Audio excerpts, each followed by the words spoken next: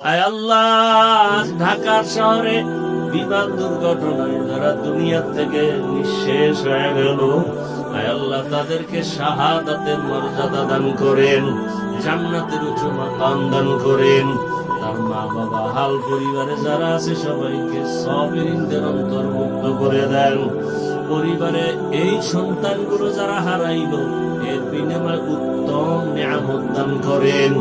আয় আল্লাহ সবাইকে উত্তম নিয়ামত দান করেন, উত্তম নিয়ামত দান করেন। আয় আল্লাহ আমার কলিজার প্রত্যেকটা যুবকের দিনদার বানায়া দেন, ৫ ওয়াক্ত নামাজি বানায়া দেন, নামাজ কাজা হওয়া থেকে হেফাজত করেন।